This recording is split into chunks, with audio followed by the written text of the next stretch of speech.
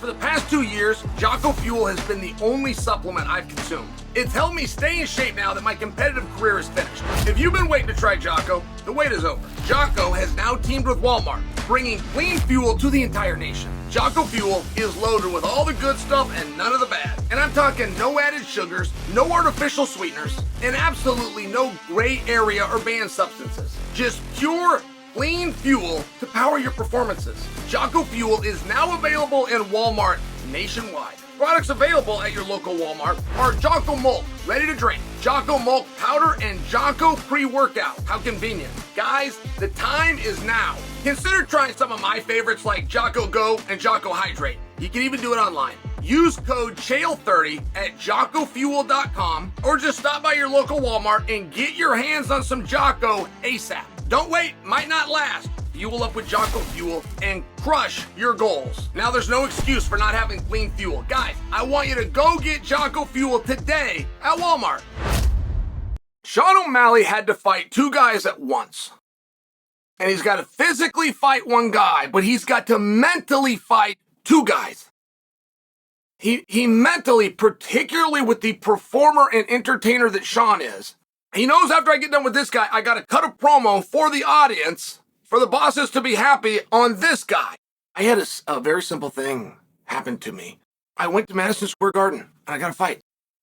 And Tito was there. And Tito was heckling me to a very high degree. And Tito's a wrestler. I'm a wrestler. Tito's a fighter. I'm a fighter. I got to deal with this guy right now. I don't got to deal with this guy and you. But I can't go as far as to say that Tito did something wrong. If Tito was trying to build a fight with right? You got so much camera time. You got this placement. Here I am, but I'm trying to focus on this guy, but I get to deal with you. I mean, and he's coming at me hard. You got the middle finger, and he's right behind me. I even looked, because Randy Couture was there. And if Randy Couture would have said to Tito, hey, Tito would have done it. That's just the way this goes. Randy would be the ultimate alpha male and could tell him, not now. And Tito would have dropped it. And I looked to Randy, and I don't think he understood why I was trying to get him to get Tito to stop, which is just evidence that what he was doing was working to a degree. And as you visualize and you plan these things, I did not visualize and plan that. That had never happened to me before. In fact, I'd never seen that happen to anybody. And I'm the first one to walk. So I'm in the ring. I want to say they played like the national anthem.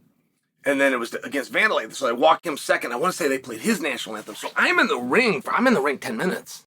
Jon is trying to get ahead of this. The psychology of Jon Jones is a very interesting thing. And Jon doesn't get credit for it. Jon gets credit for being dynamic. He gets credit for being a national champion wrestler that just might do his most damage on his feet. He's going to kick you this way, he's going to spin that way, and he's going to jump in the, right? But there's a psychology to the performance. And he does a very good job of controlling that. He knows where he needs to be. He's never told you. But if you study Jon, you will see it, and you will see the trends, and he knows where he needs to be. Step 1, victim. Step 1's got to be, I have been aggrieved. And I must come out and defend my own honor, not just for me, for my fans. A lot of athletes have that, but Jon has that component. You'd be fighting the nicest guy that speaks a different language, you can find something. Not overly hard, but Jon will find it. I bring that to you. Secondly, there's been a very big misunderstanding that Jon won't fight Tom. And it didn't come from Jon. It came from a misunderstanding of the audience. Jon does not want to lose focus of Stipe, and the audience is trying to make that happen. And they're not doing it to swerve Jon. They genuinely feel it. They genuinely saw Jon at heavyweight against Surreal and just said, he's too much for a 41-year-old who hasn't fought in 3 years. It's as simple as that. And the line is reflecting that. But Jon knows better. This is the hardest fight Jon's ever had. And Dominic Reyes, I think, would agree. I think Dominic would look at Stipe and go, hey, that guy, that's going to be a harder fight for you. I think Anthony Smith said that. Anthony said something close to that. He's trained, he's very good friends with Stipe. He fought Jon.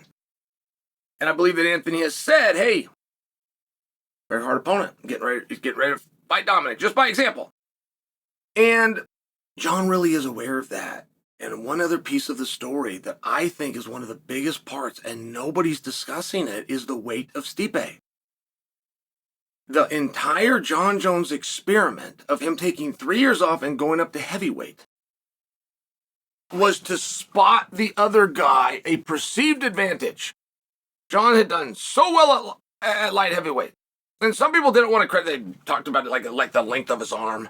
Something, I said, wow, yeah, he's got these really long. There was just these weird things.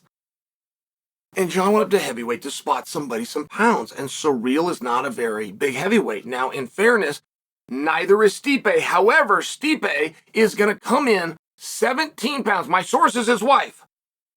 He's going to come in. Well, my source is Stipe. He told my father-in-law. My father-in-law walked up to him, International Fight Week, at the hotel and said, what do you weigh? Stipe said 250. He weighed 233 for his last fight. Stipe thought he was drawing into Francis. And he thought, after his last experience with Francis, I'm not big enough, I'm going to put on some size. So we put on that size. And it's just going to be a different Stipe. Is that for better or for worse? But I'm sharing with you, Jon sees that. And so when Jon is doing this whole thing that people are misinterpreting, that he's saying he's not going to fight Aspinall, what Jon is saying is, I'm not dealing with that now. Fight one guy at a time. I'm going to fight at Madison Square Garden. I'm going to defend my championship. And the real truth was, if they wanted to swap out Stipe and they wanted to bring in Tom, Jon would have done that. What he wasn't going to do, and this is what Jon said, people didn't understand this. What Jon was saying, I'm not going to fall for your game of getting pulled in this Aspinall direction, which is a very different stylistic fight than the one I'm dealing with. I'm going to focus on this guy. It's what champions do. And the third step, I don't want you to miss this, because it comes down to the psychology of Jon, who has been so effective of putting himself in the place that he needs to be. Gotta be mad. Gotta be focused. Okay, now, number 3. To avoid what happened to Sean O'Malley, to avoid getting in there, to avoid personalized, my experience with Tito, having to deal with 2 guys at once, to avoid that, Jon has even taken the topic off of Tom, and he's put it on Pereira.